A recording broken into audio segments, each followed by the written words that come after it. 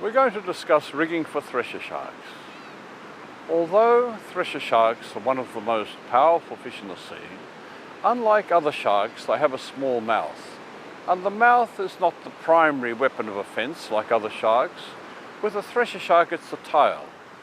It's the tail that they use to stun their prey or attack their prey and disable their prey. And then the mouth comes into play. And the mouth is a small mouth with small teeth. So we don't want the terminal tackle to be too heavy. So we're going to begin with some 200-pound nylon-coated wire and a couple of these Owner Jobu hooks. Now they're quite small, only 7/0, but they're a very, very strong hook, which makes them ideal for the purpose. Now we begin by taking one of our sleeves, making sure it's exactly the right one for the diameter of wire we're going to use. And we thread the swage with the wire. Then we thread the hook onto the wire. And we re-thread the swage so that the hook is now isolated on a loop of wire.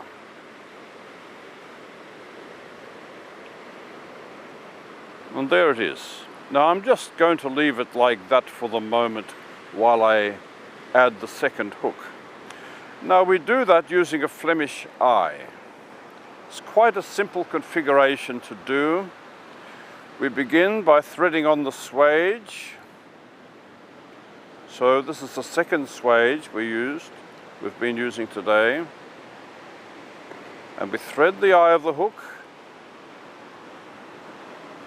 making an overhand knot to which we add a second wrap.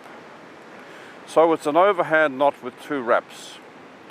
We thread the tag of the wire back through the hook. We close up the Flemish eye, just check to see that the hooks are the most appropriate distance apart, which is about right for the bait we're using. We make the Flemish eye as small as we can. Then we take the tag, we re-thread the swage, and we push the swage right up to the Flemish eye, close as we can. Then we take the crimping tool and we close the swage.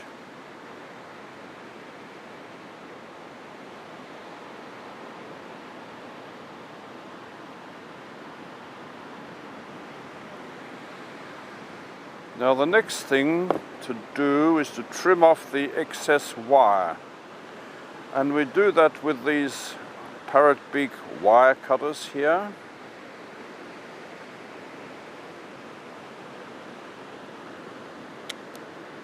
And there we have the business end of our thresher shark rig.